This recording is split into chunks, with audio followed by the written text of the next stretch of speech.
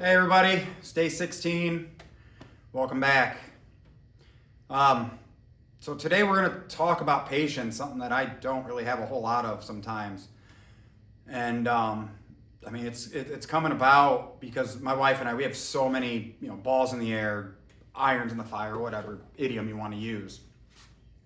And I'm sitting there extrapolating out in my head both good and bad results and everything in between from all these things. And the one thing I'm lacking right now is, like I said, patience. Let me get to this goal. Let me get to the finish line. Let me just see. That way I can, deal with the consequences, whatever they may be, positive or negative. Then I was sitting there realizing that today is about the 6-month mark. It would have been Sunday, was exactly 6 months when I started on this journey. So I'm going to go ahead and just do a couple updates here because that's what I had to do to myself to kind of put things into perspective and grant myself patience.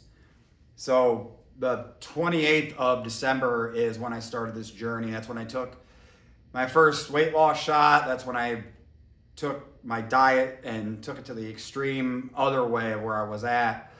And very shortly after is when I started on the treadmill. And in those 6 months, I have lost 65 pounds. As of my last weigh-in Saturday, I'm 65 pounds down from 290 down to 225. And that's a child that I was carrying around. I've gone down from a 42-inch waist, and 42 would be being generous. I had to buy 42-inch dress pants for a wedding before all this happened.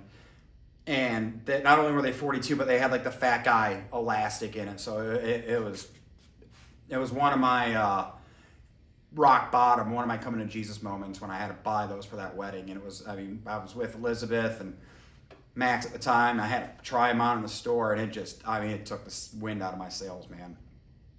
So to go down from a 42, stretchy 42 husky, whatever you want to call it, I'm a 36 now, which it's kind of frustrating in its own right because I gave away all my 36 waist pants years ago because I kind of never thought I would be back down here. And, money's kind of tight, so I don't want to go buy anything, but my gym shorts are literally falling off. These shirts are gigantic on me. Most of my shirts, I look like I'm wearing my big brother's clothes. But I still have farther to go, so I'm holding off on that. But it's crazy to think that like 6 months ago, all the progress that I have made little by little, my goal is by New Year's, so 1 full year, is 100 pounds. So I'm definitely on my way to do that. And a 32-inch waist, and to not have any X's in my shirt sizes. So, I've been there before.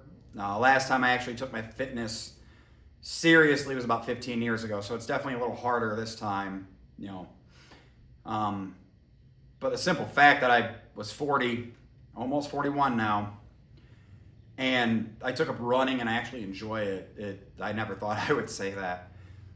And that's another, I just looked at everything, and I've done 260 miles in these last 6 months on that treadmill. And it may sound like a lot, but it's really not. I did the math. I'm kind of a nerd. It's just over a mile a day. And really, that's nothing. That adds up, man. You sit there, you do what I do and put on a show or a podcast and just go, My 5K time, my very first 5K I did was the first day I got on that treadmill, and I pushed myself to one. And it took me 55 minutes, 56 seconds.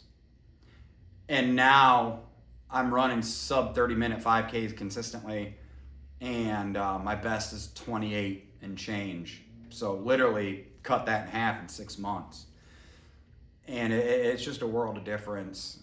So, but it's funny because we sit here and we talk about love, especially self-love on this channel. And while I've gotten better, I still really, really struggle with it. My wife the other day made a comment about how much smaller my stomach was.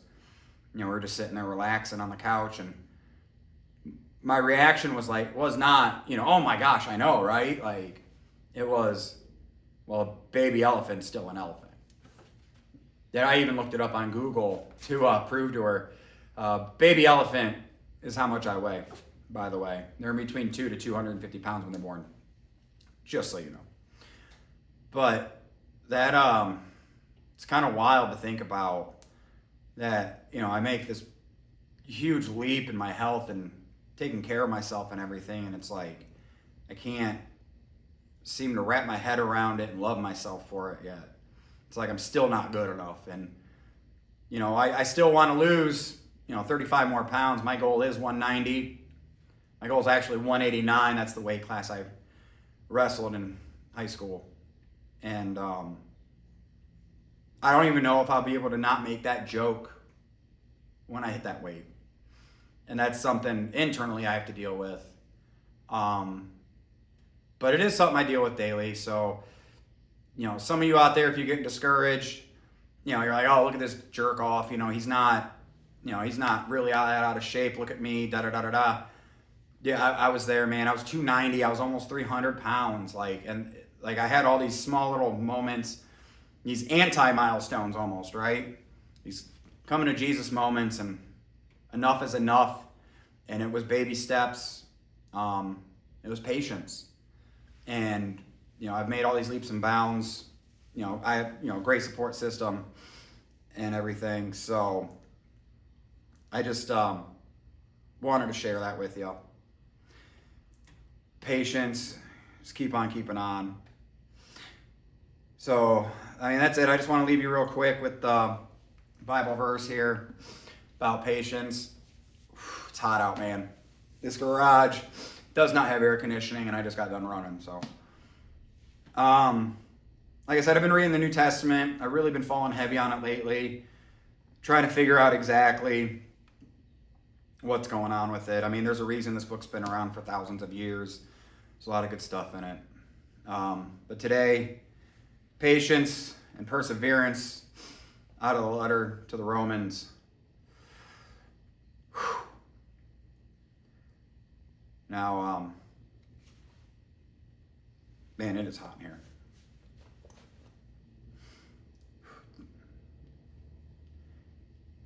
If it is possible, so far as it depends on you, live peaceably with all. Beloved, never avenge yourselves, but leave room for the wrath of God. For it is written, vengeance is mine, I will repay, says the Lord. No, if your enemies are hungry, feed them. They are thirsty, give them something to drink.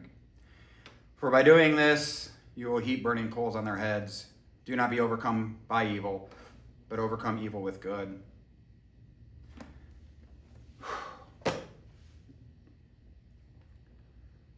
That evil, that's not just on other people. I really feel that is on ourselves. You fight these inner demons every day, man. So don't give in. Instead, stand up, pour coal on their heads, right? Remember I was talking about building calluses. That's a David Goggins expression. You build calluses. You don't become tougher. You don't harden your heart. You just mentally, physically, and spiritually become tougher. And that's good for yourself and everybody that you surround yourself with. So thanks again for joining, and I'll see you guys tomorrow. God bless.